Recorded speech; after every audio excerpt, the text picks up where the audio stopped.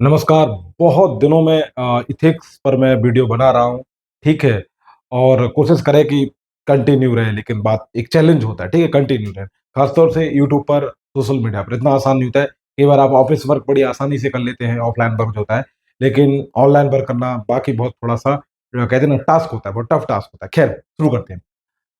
आप जानते हैं कि राज्यपाल के पद की भूमिका ऐसी होती है कि उसमें अल्टीमेटम उसका काम होता है कहीं न कहीं केंद्र के प्रतिनिधि के तौर पर काम करना और केंद्र और राज्य के बीच संबंध को जो वो मिड का काम करता है, मध्यम का काम करता है, कड़ी का।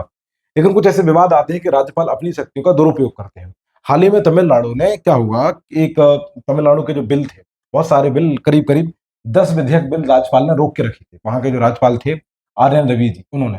इस पर सुप्रीम कोर्ट ने बड़ी सख्त प्रतिक्रिया दी कि आप ऐसा नहीं कर सकते हैं और ये ठीक भी है। कॉन्स्टिट्यूशनली ये रॉन्ग हो जाएगा अगर ऐसे हर गवर्नर हर राज्य के बिलों को, विधेयक को रोकेगा, तो ऐसे तो फिर राज्य रन नहीं कर पाएंगे और बेवजह में जो हमारे संविधान की जो मूल भावना है, जो संघवाद का कॉन्सेप्ट है, ठीक है, फेडरलिज्म का कॉन्सेप्ट है, वो डैमेज हो जाएगा, ये प्रॉब्लम आ जाएगी। तो अभी वही बात है, ऐतिहासिक सुप्रीम कोर्ट ने कहा है कि गवर्नर के पास वीटो पावर नहीं है, महामहिम की सीमा तय है, ठीक है, राज्यों में, क्लियर बात में। इससे पहले भी कुछ मामले ऐसे रहे हैं जो कई राज्यों में रहे, जैसे लिखा है कई राज्यों में सरकार बनाम राज्यपाल, जैसे पंजाब में स्थिति देखने को मिली, 7 विधेयक रोक के रखे। तमिलनाडु में तो आप देख ही रहे हैं हाल में, ठीक है, किस तरीके के हालात हैं। इसके अलावा तेलंगाना में भी यही हालात हैं।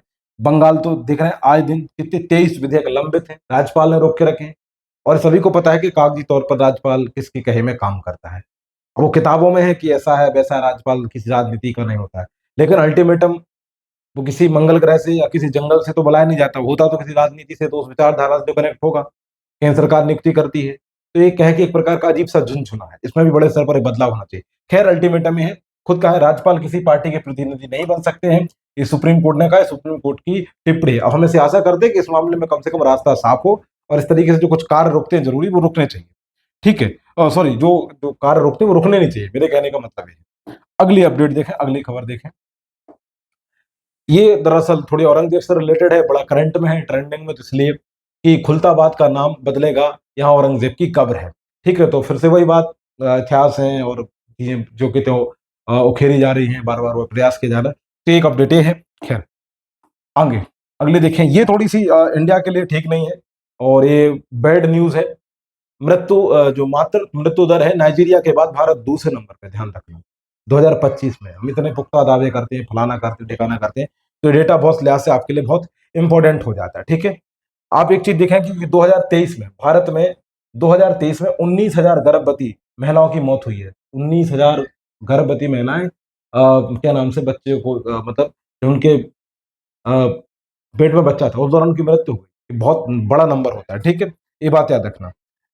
भारत में 2020 से, और अगर आप 30 के भी देखेंगे तो 78% की गिरावट दर्ज की गई है। वहीं चीन में 2030 में कितने, 1400, मात्र 1400 गर्भवती महिलाएं की मौत हुई है, जबकि भारत में 19,000। कितना बड़ा डिफरेंस है, ये बहुत हमें जरूर देखना चाहिए, ठीक है। और हमारी स्थिति नाइजीरिया, मतलब कैसे, कोई बहुत बड़ी कंट्री नहीं है, हम इनके साथ दौड़ रहे हैं इन चीजों में, ठीक है, जबकि हमें बहुत ऊपर होना चाहिए। तो ये और भी बहुत सारे ऐसे डेटा हैं, बहुत सारे ऐसे आंकड़े हैं, आप देख सकते हैं। हाल फिलहाल में तो यही कि उसमें गवर्नमेंट को बहुत लार्ज स्केल पे काम करने की जरूरत है ना, क्योंकि आंकड़ों को आप छुपा नहीं सकते, उनको दबा नहीं सकते, उनकी सच्चाई से आप दरकिनार नहीं कर सकते, वो आपको एक्सेप्ट करने ही पड़ेंगे, ठीक है। तो ये अपडेट है, इस पर जरूर काम होना चाहिए। अगला, एक चीज और, एक सर्वे कराया है ब्रिटेन सरकार ने पहली बार, उसने पाया है कि जो महिलाओं से औसत उम्र 4 साल कम और आत्महत्याएं भी ज्यादा पुरुषों में पाई जा रही हैं, ठीक है। आत्महत्या भी कौन सबसे ज्यादा पुरुष कर रहे हैं, और अगर उनकी औसत आयु देखी जाए महिलाओं की तुलना में तो 4 साल कम है। तो एक तरह से कह सकते हैं कि जिस तरीके से सोसाइटी बदली है, चेंज आया है, तो कहीं ना कहीं कि पुरुष प्रेशर फील कर रहे हैं उन पर। कई बार ऐसा होता है कि पुरुष एक्सप्रेस नहीं करते हैं, ये कहा भी जाता है समाज में आमतौर पे कि वो बताते नहीं, अपनी दुख तकलीफें वो साझा नहीं करते हैं। तो वो बड़े स्ट्रेस में, जब कोई महिला बोले कि नहीं हम तकलीफें सहते हैं और फलाना ठिकाना, तब जाके उसको ये आंकड़े थमा दीजिएगा, तो शायद उसको लगे कि नहीं यार, कुछ तो गलत हो रहा है। लिखा भी इधर, महिलाओं की तुलना में पुरुषों की मेंटल हेल्थ जो है वो कम है, मतलब उतनी बेहतर नहीं है, महिलाएं थोड़ी ज्यादा सशक्त होती हैं, ऐसी रिपोर्ट कह रही है। अभी दुनिया के कॉन्सेप्ट में हो सकता है, भारत में तो कई बार मामला उल्टे ही होता है। ये थोड़ा सा अजीब सुधार अमेरिका ने किया है, रफ्तार पर ब्रेक, सड़क पर बनाई टेढ़ी ट्रैफिक लाइन, उसमें देखो आप देख रहे होंगे इस तरीके से क्या होगा। 1 मिनट। ऐसी-ऐसी लाइनें बनाई। इसको उसने कहा है कि अगर जब यहाँ से जो लोग गुजरेंगे तो उनको ऐसा लगेगा कहीं रास्ता खराब तो नहीं है, तो थोड़े से स्लो होके चलेंगे। ठीक है, अच्छा इनिशिएटिव है। बताइए क्या भारत में ऐसी चीज़ें होनी चाहिए? भारत में तो वाहन ही बहुत गंदे तरीके से चलाते हैं। एक चीज़ और देख लो, हमारे देश के नेता, खासतौर से बिहार के नेता, विकास के काम में लगे रहते बेचारे, ये भर गर्मी में क्या कर रहे हैं, चिलचिलाती धूप में कंबल बाँट रहे हैं, देख रहे हो आप? और ये सब जो बिहार में ही संभव है, जो कहीं और संभव नहीं है, वो बिहार में संभव है। अगली खबर, थोड़ी-सी बॉलीवुड से है, अजय देवगन की फ़िल्म है रेड 2 ये आ रही है, इसमें क्या है, रितेश देशमुख और अपने अजय देवगन साहब हैं। देखते हैं फ़िल्म कैसी है, हालाँकि फर्स्ट बहुत अच्छी लगी थी, है ना? अभी भी आती है तो सदाबहार फ़िल्म आप उसको कह सकते हो, उसको देखने का मन होता है। तो उसमें अजय देवगन ने भी एक्टिंग की थी, एक उसमें वो इनकम टैक्स ऑफ़िसर हैं, कमाल का रोल किया था। इसमें जो विलन थे सौरभ शुक्ला, उन्होंने भी बहुत ही बेहतरीन किरदार निभाया था विलन का। तो देखते हैं फ़िल्म कब है, 1 मई को आ रही है, ठीक है? आप सिनेमाघर में उसको बाकायदे देख सकते हैं।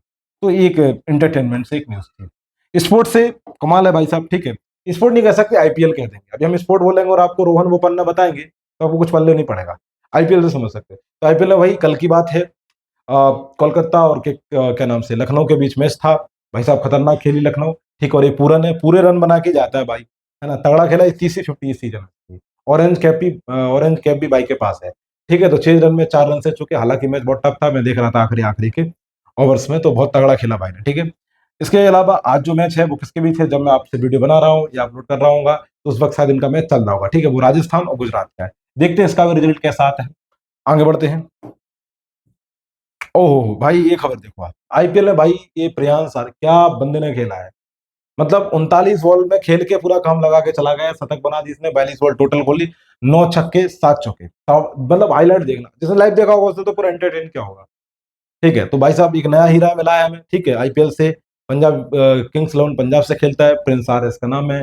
तगड़ी बैटिंग की भाई, ताबड़तोड़ पूरे में, ठीक है। चेन्नई की चीखें निकाल दी भाई ने, ठीक है, ये बात याद रखना। तो एक नया हीरा और मिला हमें आईपीएल से। ठीक है, तो ये थी आपकी आज की एथिक्स पर जो डेली की ज़रूरी और अच्छी खबर होती है हम उन्हीं को कवर करते हैं, ठीक है? बेवजह का हम टूल नहीं पकड़ेंगे, कोशिश करेंगे, ठीक है? बाकी टेक केयर, अपना ख्याल रखें, जय हिंद।